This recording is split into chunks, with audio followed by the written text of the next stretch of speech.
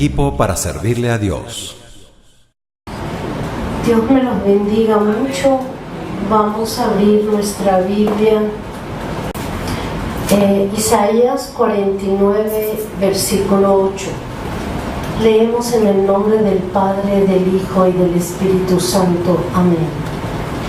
Así dijo Jehová: en tiempo aceptable te oí, y en el día de salvación te ayudé, y te guardaré y te daré por pacto al pueblo, para que restaures la tierra, para que heredes asoladas heredades. Amén. Gloria al Señor. Hoy cantamos que todo tiene un tiempo, ¿verdad? Y que la palabra nos dice que en tiempo aceptable te oí, y en el día de salvación te ayudé. Y queremos ver qué tiempo es este que Dios nos oye. Qué tiempo y de qué manera el Señor puede oírme y responderme, porque de oír Dios oye. ¿Verdad que sí? Dios lo oye todo, Dios lo sabe todo, pero Él dice que en un tiempo aceptable nos oye y nos responde en el día de la salvación.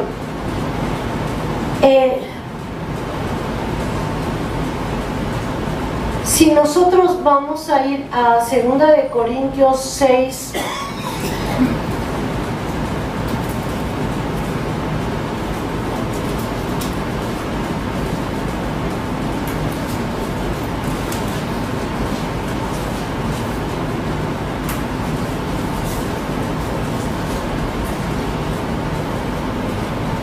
donde se hace mención de ese versículo que acabamos de leer, amén, pero lo llaman en una manera específica. Dice en el 6: así pues nosotros, como colaboradores suyos, os exhortamos también a que no recibáis en vano la gracia de Dios, porque dice, o sea, está llamando a este versículo que después dice: en tiempo aceptable te he oído, y en el día de salvación te he socorrido. Amén. Cuando hace mención de este versículo, dice que no lo recibamos en vano, que es una gracia.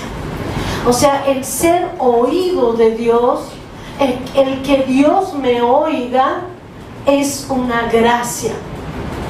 Es un regalo, es una dádiva. Cuando Dios da la gracia, se vuelve en derecho.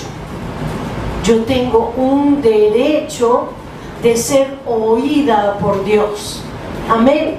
Entonces, es algo que debería practicar más a menudo. ¿Pero en qué forma? En Mateo creo que dice... Vamos a ver.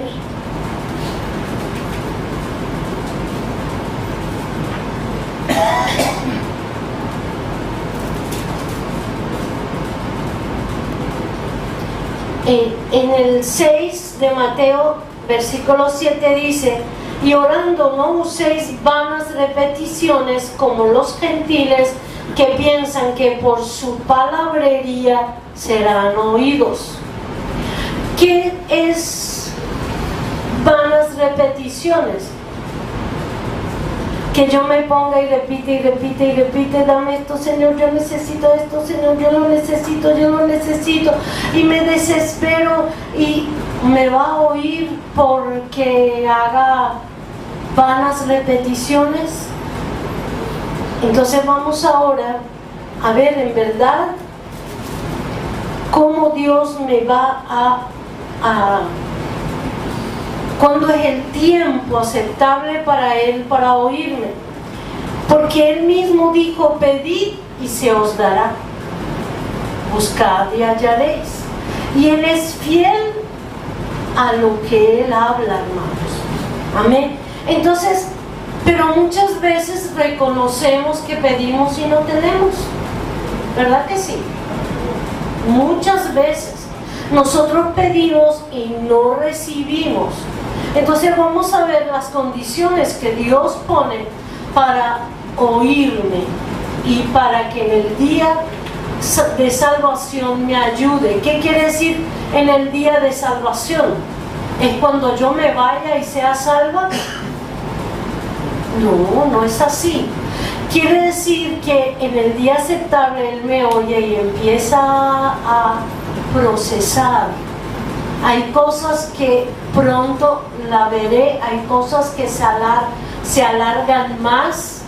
Amén, porque Dios busca mi perfeccionamiento y viene la respuesta en el día de salvación. Amén, gloria al Señor. Entonces nosotros vamos a ver que cómo debo usar esta gracia, ese derecho que Dios me dijo. Incluso Jesús le dice a sus discípulos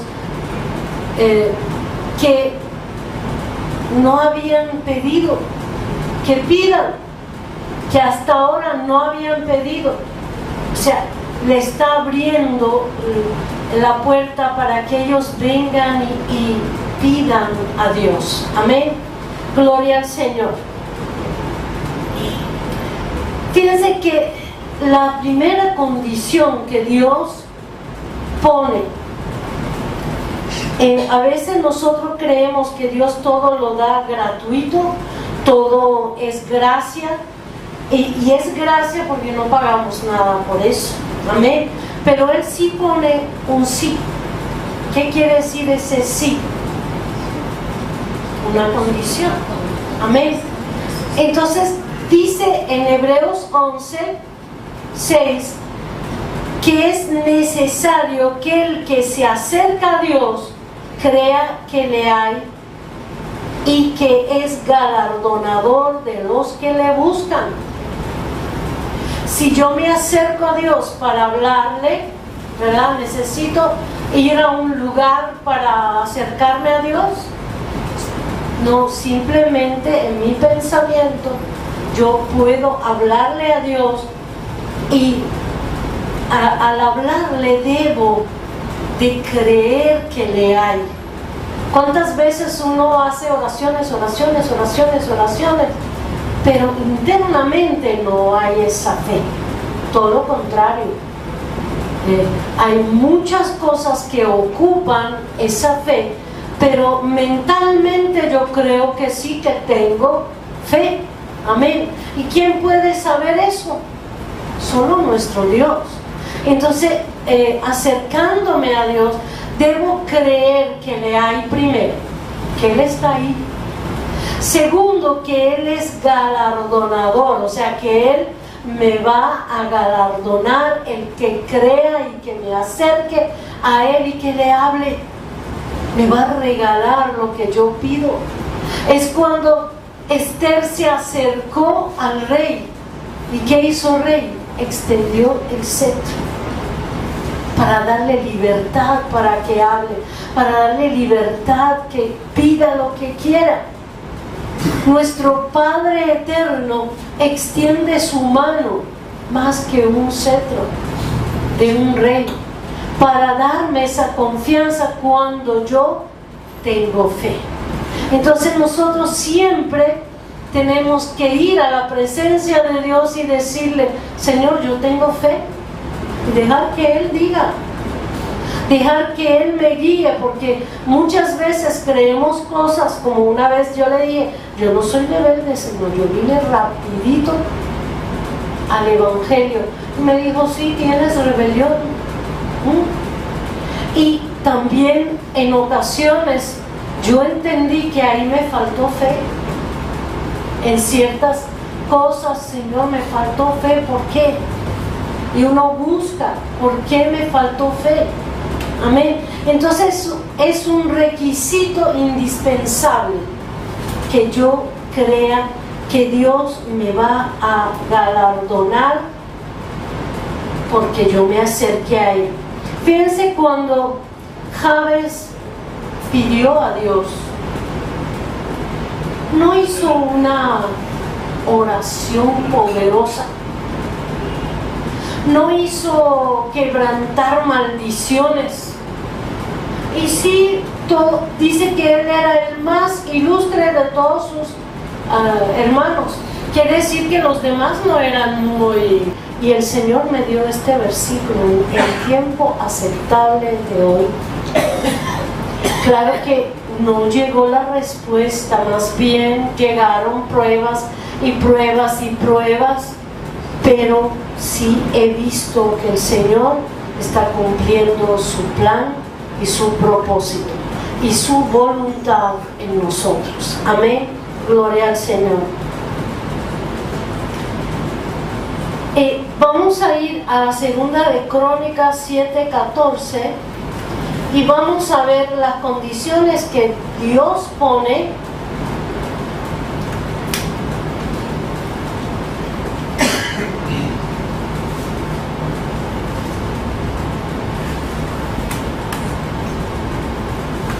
en el proceso, que cuando yo lo pido, ¿qué es lo que Él espera que yo cambie? Amén. Dice: si se humillare mi pueblo.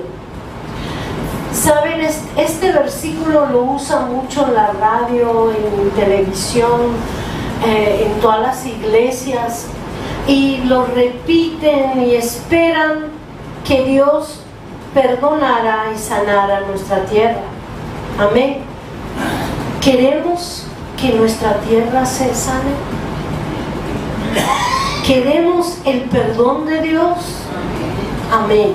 Entonces Dios dice sí, ese sí condicional. Amén. Si se humillare mi pueblo.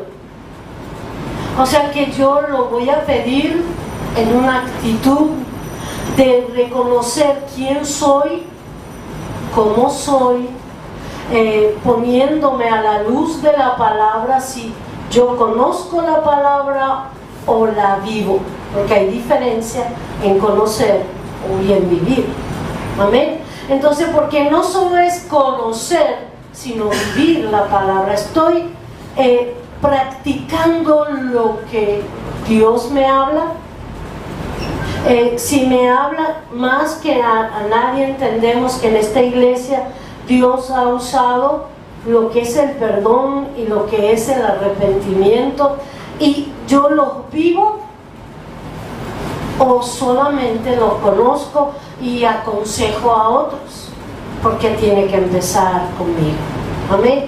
Fíjate que dice si se humillare, o sea que yo tengo que venir reconociendo mi condición, reconociendo que yo soy creación y Él es el creador, que Él es el que tiene toda verdad y todo hombre es mentiroso. ¿Dice así la palabra? Sí. Entonces, ¿y quién me puede?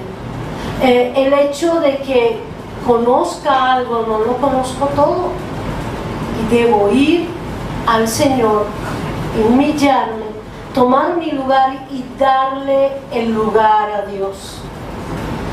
¿Qué significa darle el lugar a Dios? Tener temor de Dios. El temor de Dios es darle su lugar, es honrarle con nuestras vidas, es reconocerlo a Él como lo que Él es. Como Él dice: yo soy la verdad, yo soy el camino. Amén, yo soy la vida. Entonces hay que reconocerle y darle su lugar. Luego dice: sobre el cual mi nombre es invocado. O sea, un pueblo donde no está invocado el nombre de Dios, ¿es un pueblo de Dios? Porque algún día yo dije, me entrego mi corazón a Cristo, entonces soy pueblo de Dios. Dice: sobre el cual mi nombre es invocado. ¿Qué significa que yo invoque a la presencia de Dios?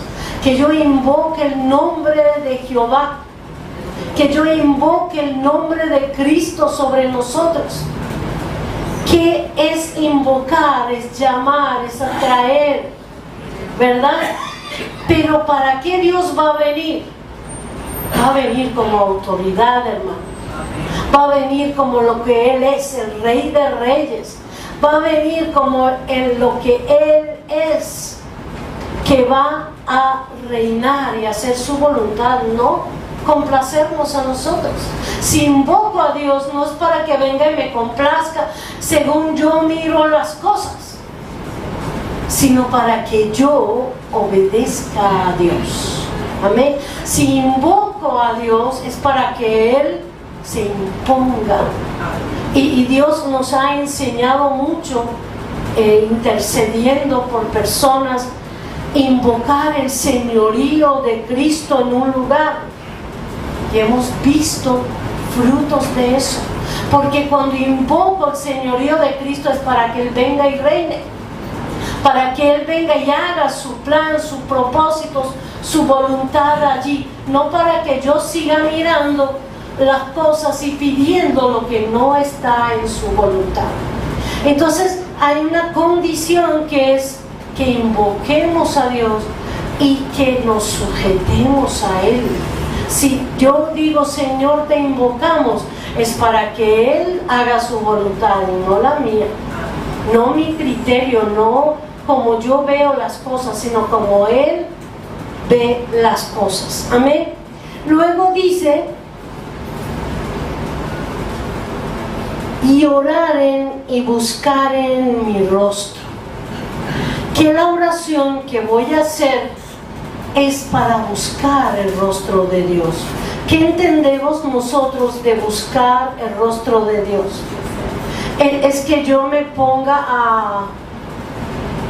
a pedir y pedir y pedir y pedir y pedir. ¿Voy a conocer quién es Dios? Hace poco el Señor nos habló en un ayuno que si alguien se quiere alabarse a sí mismo o gloriarse, vamos a decirlo así, que se gloríe en entender a Dios, en conocer a Jehová. Amén. Entonces, ¿cuál es la gloria del hombre? Es conocer el rostro de Dios. Conocer el rostro de Dios es conocerle, conocer su carácter, saber qué puedo esperar y qué no puedo esperar de Él, saber cuál es su plan para mi vida, saber cómo querría Él que yo haga, qué querría Él que yo predique, qué querría Él que yo hable a un inconverso. Que eso lo hablamos tanto. No es lo que a mí se me ocurre decir, sino sé cómo es Dios y estoy en contacto y aprendo de Él. No aprendo de mis emociones, no predico mis emociones. Amén, hermano. Entonces Dios nos va a responder cuando yo busque su rostro. Cuando yo me humillo y quiero saber quién eres, Dios. Es la primera oración que debemos hacer. Señor, yo te quiero conocer y conocer tus caminos. Porque por más que conocemos a Dios, yo creo que no hemos alcanzado una gota de un mar. ¿Cuántas aguas hay en un mar? Todo lo que hasta hoy he conocido, todavía no he conocido una gota de sus aguas, porque Él es mucho más de lo que yo pueda imaginar.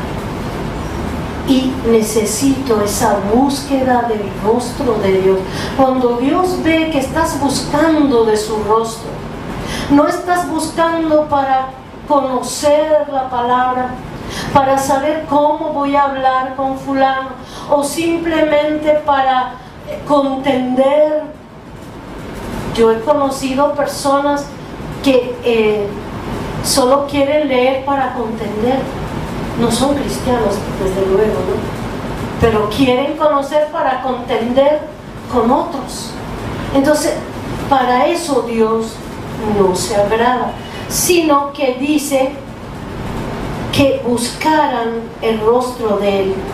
Y luego dice, y se convirtieren de sus malos caminos.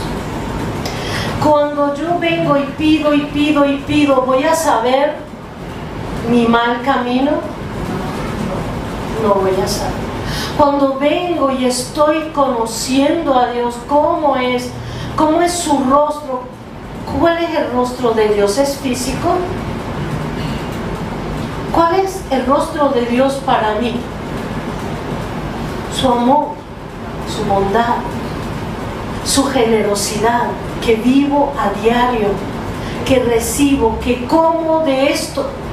Entonces, buscar el rostro de Dios, buscar el carácter de Dios, me hace cambiar. Si sigo con mis cosas todavía, si todavía tengo temores, tengo soberbias, tengo orgullos, tengo falta de perdón, tengo falta de entendimiento, es que no estoy buscando el rostro de Dios. Quiero mi propia voluntad, quiero mi propio plan y no estoy buscando lo que Él quiere. Amén. Cuando leí yo por primera vez que dice la Biblia que Josué fue derrotado en Jai, se sentó triste y el Señor, el ángel de Jehová apareció como un comandante, como un soldado, y él lo mira y le dice, ¿tú eres de los nuestros o de nuestros enemigos? ¿Qué le dice él?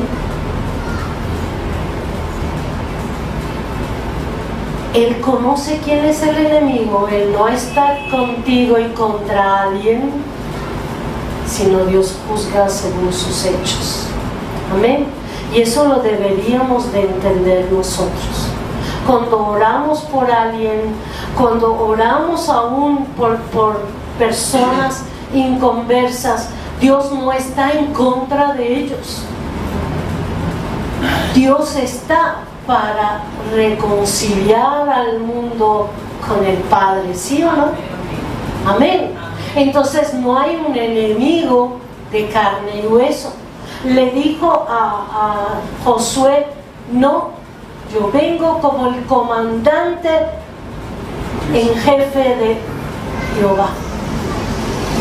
Él era un comandante del ejército de Jehová. ¿Y para qué? Para reconciliar a los hombres entre ellos, para que sean una familia, para reconciliarlos a todos y sean un cuerpo en la iglesia. Un cuerpo. Nadie es enemigo de nadie. Amén.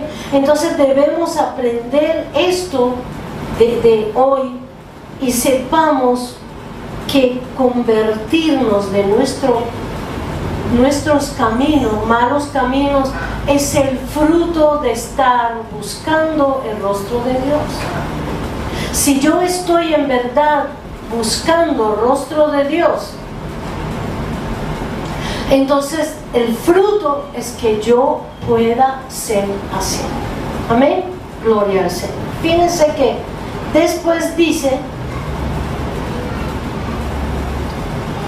entonces, o sea, no antes, sino entonces yo oiré desde los cielos y perdonaré. Para que Dios perdone, se le tiene que pedir perdón. Debemos confesar nuestros pecados, nuestros errores, nuestras ignorancias, ¿verdad? Entonces dice que cuando yo me retracto de mis malos caminos, entonces perdonaré sus pecados y sanaré su tierra. Amén, hermanos. Pues eso es lo que debemos hacer. Necesitamos hacer esto, hermanos. Gloria al Señor. Vamos a ir a Jeremías 33:3.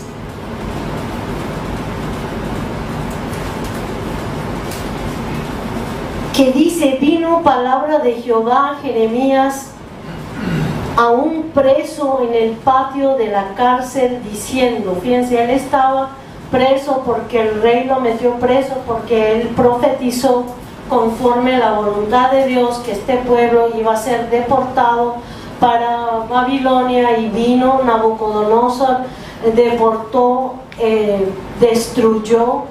En el 5 dice: porque vinieron para pelear contra los caldeos, para llenarlas de cuerpos de hombres muertos, a los cuales herí yo con mi furor y con mi ira. Amén. En ese estado, en este tiempo, él estaba en la cárcel. ¿Qué puede pensar Jeremías? Que se acabó todo, ¿verdad? El pueblo es deportado, muchos muertos, Babilonia triunfó sobre Israel, parte de Israel quiere irse a Egipto, entonces se acabó todo.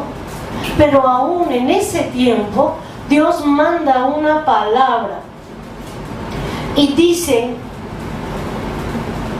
así ha dicho Jehová que hizo la tierra, Jehová que la formó para afirmarla, Jehová es su nombre.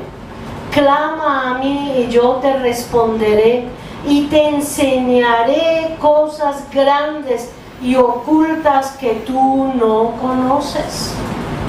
Entonces hay una invitación en el tiempo que tú dices no hay esperanza. Un día yo llegué a un estado así, pensando en la iglesia: aquí no hay salida, aquí no hay nada, Señor, y me afligí, y Dios ha levantado una intercesora que intercedía por mí, y me llamó por teléfono y me dijo: ¿qué tienes? No, nada, dije, o sea, ¿qué le voy a explicar? No, Dios me dio una palabra para ti. Y cuando yo leí lo que dice, que clamara y Él me responderá y me enseñará cosas grandes. O sea que donde llega mi visión no es donde llega Dios. Donde llega mi visión es corto. Dios es sobrenatural. ¿Qué le quiso decir a Jeremías? Tú ves un desastre, pero en el día de salvación oyó la oración de Nehemías, de Esdras, de Daniel, y levantó el pueblo y lo regresó. Pero en ese momento Jeremías no vio nada de eso. Entonces, en el tiempo más triste, más difícil, más problemático, Dios te dice: clama a mí, yo te enseñaré, y yo te mostraré cosas grandes y ocultas que tú no conoces y que puedes conocer. Esta es la invitación de Dios a nosotros. Amén, hermanos. Entonces necesitamos en verdad confiar en este Dios, no confiar solo en su palabra, llegar a Él. Él es el dueño de esa palabra. Llegar a la presencia de Dios, vivir, cambiarme para que yo pueda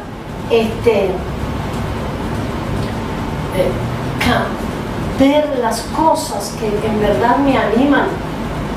Yo cuando leí eso me animé. Yo le dije: ¿verdad que tú eres el que sabe todo?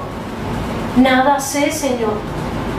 Y sigo esperando. Y Él dice que Él no avergonzará a los que esperan en Él. Amén. Vamos a ir a Juan 15:7.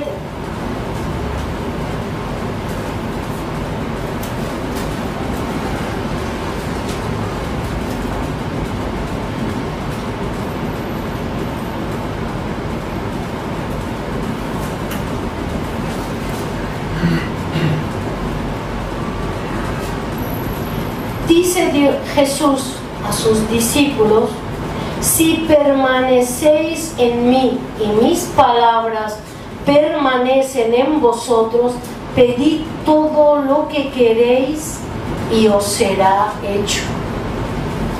Siempre que esté en la voluntad de Dios, siempre que esté en humildad. Amén.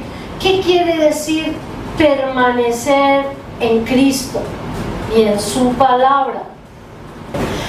Permanecer en Cristo es permanecer en su carácter, en sus pensamientos, en lo que Él desearía y no lo que yo quiero. Permanecer en su palabra es obedecer a todo lo que yo necesito vivir.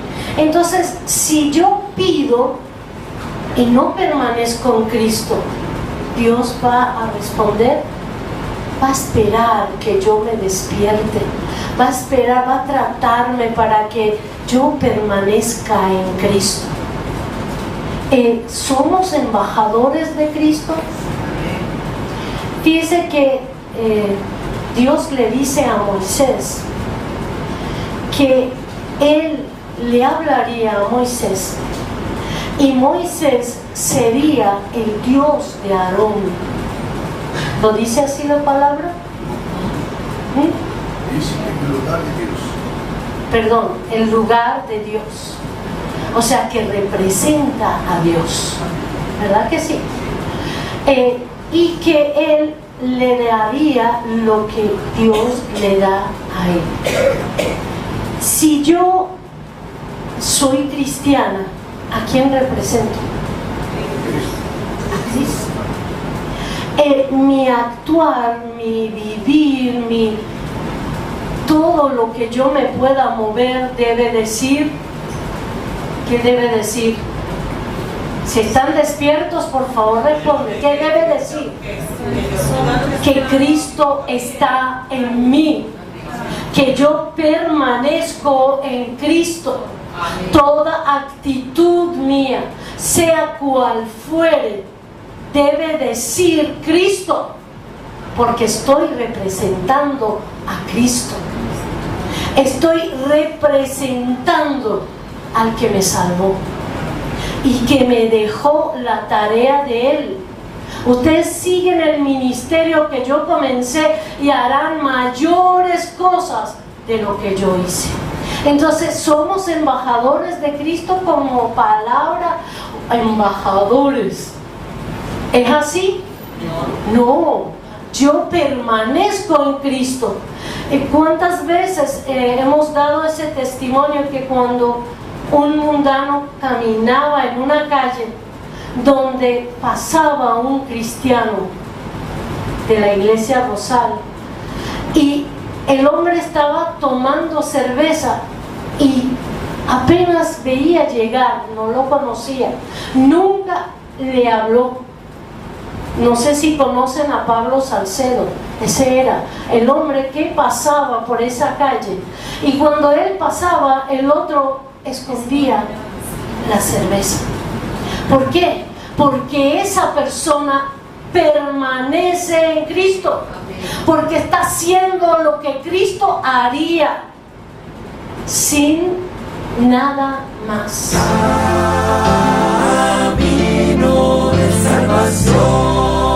Un equipo para servirle a Dios.